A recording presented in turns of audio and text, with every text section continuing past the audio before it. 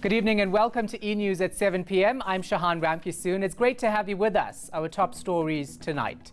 Police accused of using unnecessary force against female protesters in Bonteheuwel and Bo-Kaap. Standard & Poor's optimistic about South Africa's future growth, keeping our outlook stable. There's growing outrage following social media posts showing heavy-handed policing against female demonstrators. It comes after this week's protests in Bonteheuwel and Bo-Kaap in Cape Town. Both Metro Police and SAPS officers are being slammed by some members of the public who are calling for action. Leanne Jansen has more.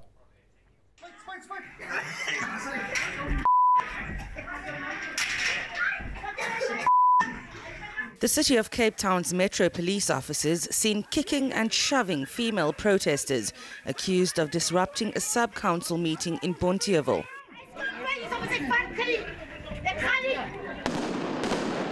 At the same time in Bo-Kaap, a protest against the construction of high-rise buildings and gentrification in the area went awry.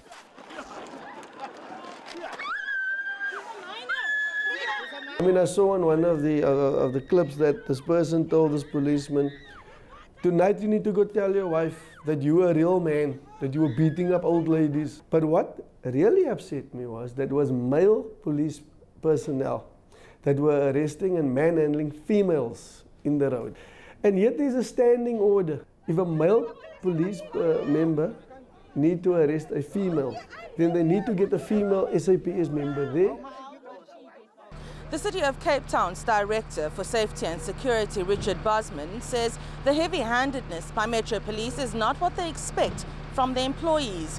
But he says there's no action to be taken against them at this stage because no formal complaints have been laid.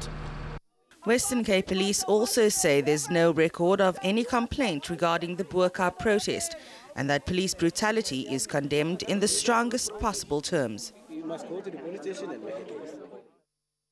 Higgins says plans are afoot to lay formal complaints against the officials. Leanne Jansen, Cape Town. Standard & Poor's has kept South Africa's sovereign credit rating unchanged at non-investment grade. The agency also kept the country's outlook at stable. S&P believes government will pursue a range of economic, social and fiscal reforms over an extended period of time. It projects from 2019 economic growth will pick up modestly, helping to contain rising government debt. S&P is expecting real economic growth of just 0.8% this year.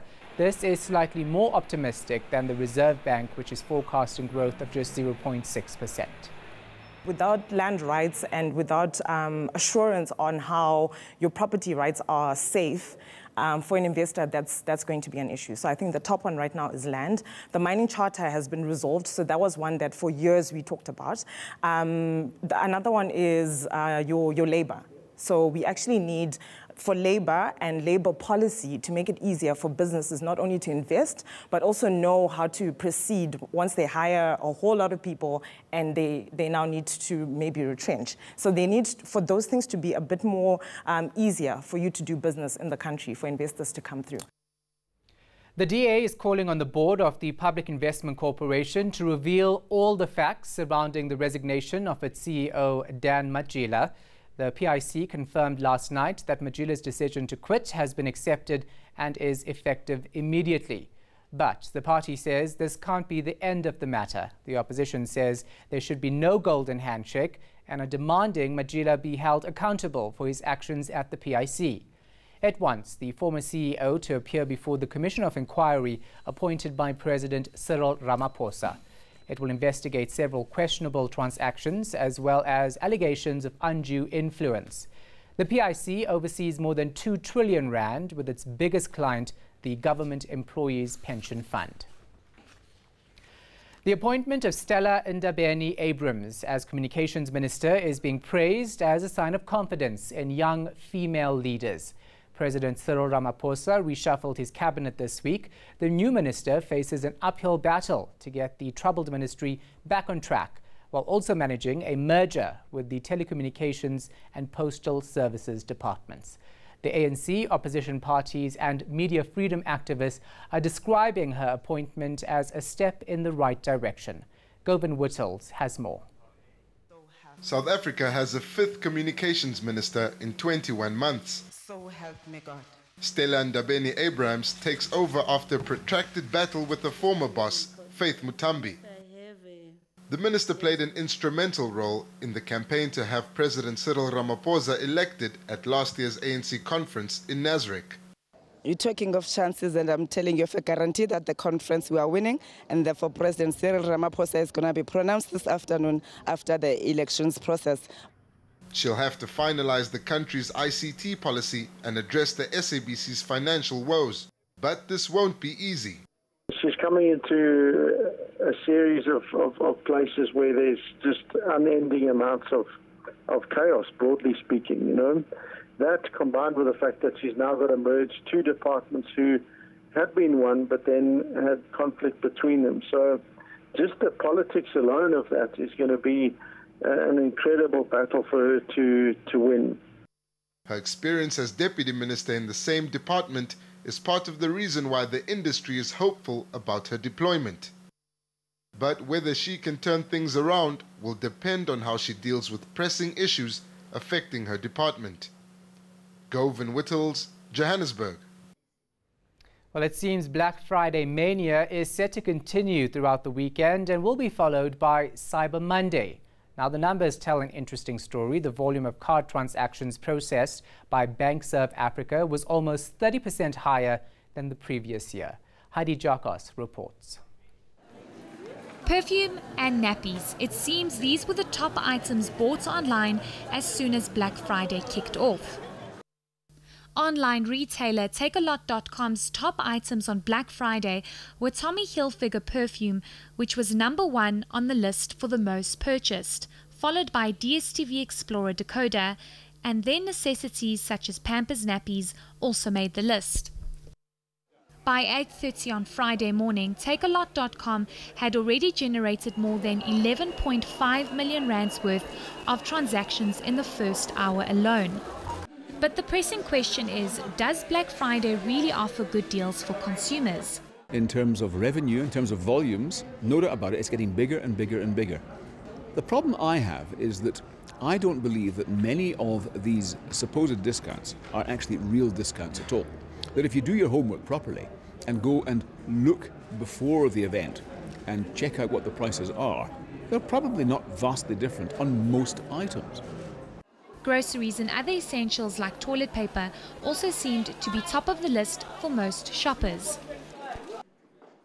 Online sales really looked to have skyrocketed this Black Friday, with the volume of online transactions recorded from midnight almost 70% higher than the same period last year. Heidi Jakos in Johannesburg.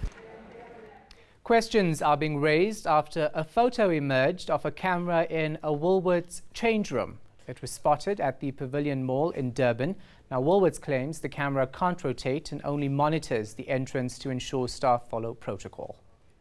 I don't see a problem with cameras in the clothing in changing rooms because those cameras are actually not angled at all towards the cubicles. I myself have been into a Woolworths store and I checked the various changing rooms. I also went into the security offices and there's no issue. Honestly, people have nothing to worry about. The cameras are not able to move, so they are focused specifically at the entrance and where the tickets are handed out, so that they can really just focus on what their staff are doing and obviously to limit theft. Coming up, Northwest contractors are running out of patience as government drags its heels on a settlement agreement issued by the Public Protector in July.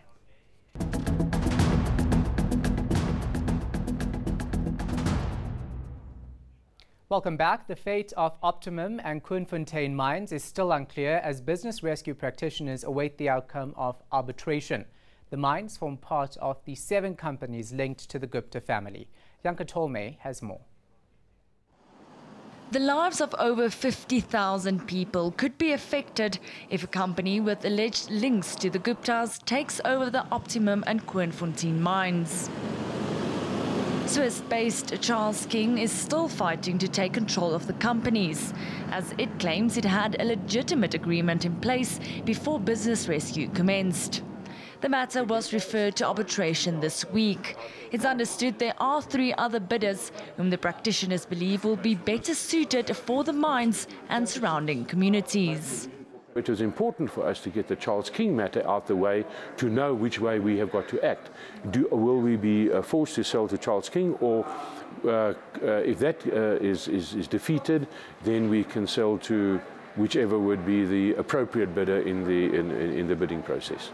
But for another Gupta-linked company, it's too late. It's so sad that we lost our job. I've worked for that company.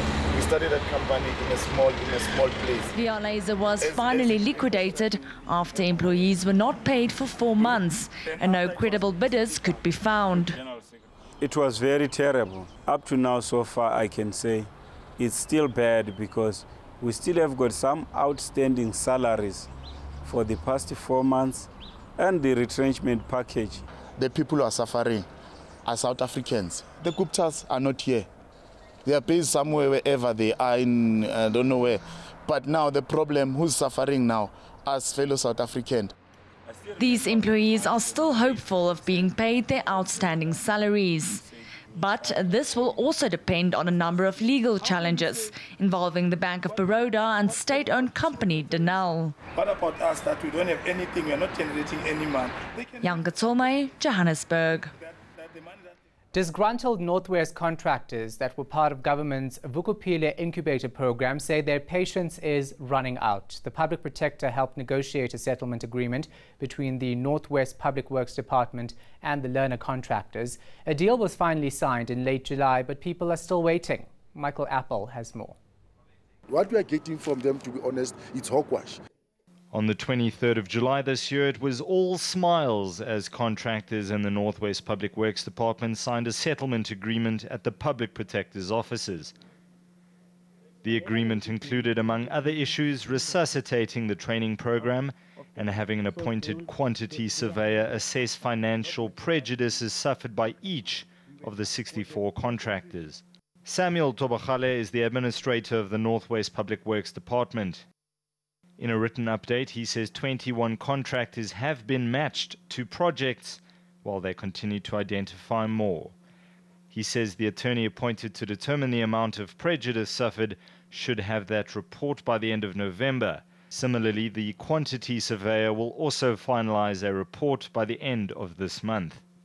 The spokesperson for the group says government has missed every deadline. We want this thing because right now there's nothing. There's no agreement anymore.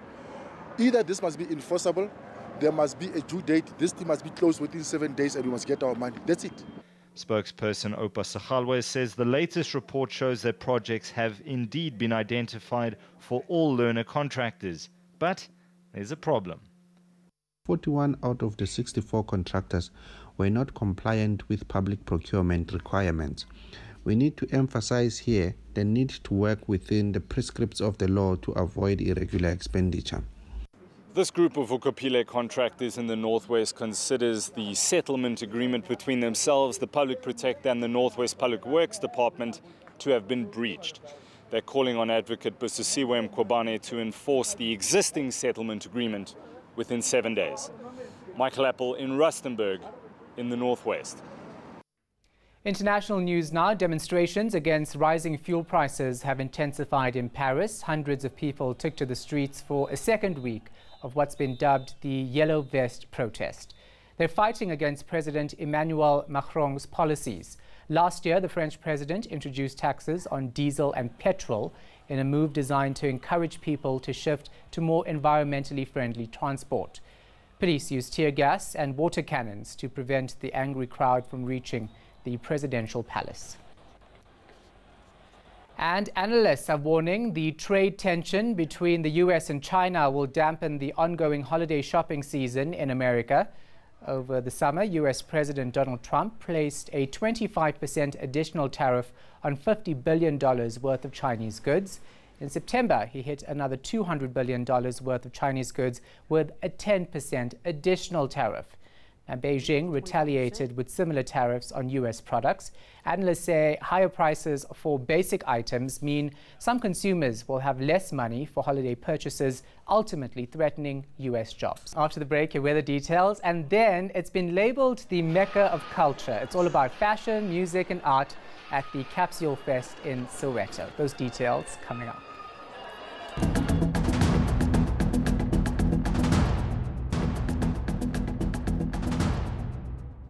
Good evening and welcome to the Weather Center. We are going to start off Sunday with this cold front brushing along the southwest coastline, and ahead of it we will be seeing cloud and rainy weather over parts of the south coast and the Eastern Cape coastal areas. We are also going to be seeing thunderstorms starting early over the Free State, and in the afternoon it will be stormy across much of eastern South Africa, including the eastern sections of the Eastern Cape. It will be mostly sunny, however, for the western parts of the country. Then in the evening we stay with unsettled weather over the eastern areas. Cloud and rainy conditions will continue for the Eastern Cape coastal areas and parts of the south coast, with yet another cold front heading towards our shores.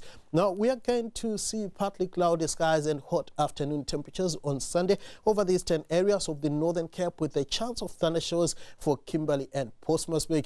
It will be partly cloudy and dry on Sunday for much of the Western Cape, hot for much of the interior, and a pleasant 25 is forecast for the high in Cape Town. Light rain is forecast over the southern areas of the Eastern Cape. Thunderstorms for the eastern parts. It's going to be hot for the interior of the province, with highs lying mostly in the lower to mid-30s. Similar afternoon temperatures are forecast for much of the KwaZulu-Natal interior, and the province will see isolated to scattered thunderstorms throughout Sunday.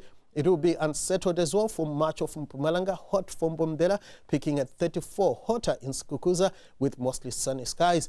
Sunny and hot weather is forecast for the eastern areas of Limpopo, but we could see isolated thunderstorms for the western sections, including around Polokwane, where a high of 31 is forecast. It's going to be stormy for the northwest, with top temperatures staying in the lower to mid-30s. We are also expecting thunderstorms across the Free State, where highs in the upper 20s and lower 30s are expected. Gauteng should also see thunderstorms on Sunday. Soweto and Johannesburg warming to around 30 degrees. Now on Monday we stay with stormy weather across the eastern half of the country. It's going to be cloudy and rainy for East London and Port Elizabeth, a few sprinkles of rain around George. Then on Tuesday the weather stays more or less the same across much of the country. And the second edition of the Capsule Fest is taking place in Diepkloof, Soweto. Visitors can expect to see some of the best fashion, music and art displays. It also features several pop-up attractions, including gaming, a skate park, basketball and barbers. Nobile Madlala filed this report. We're in Soweto, Diepkloof at the Capsule Festival, basically an epic showcase of the African street culture. So you can imagine everyone here is just enjoying themselves, from the DJ to the music to the artists, basically advising the young people as to how to make it into the industry, from the do's and don'ts to the pros and cons of actually making it to the industry, to right down to painting your sneakers, to painting your jackets, a lot of activities, to fashion, everything. I tell you now, we've seen free tattoos happening and everyone here has been very excited. Indeed, an amazing time. Here's a round of our top stories before we go. Police accused of using unnecessary force against female protesters in Bonteheerville and Boerkaap. Standard & Poor's optimistic about South Africa's future growth, keeping our outlook stable. From me, Shahan Ramkisoon, and the rest of the team, good night.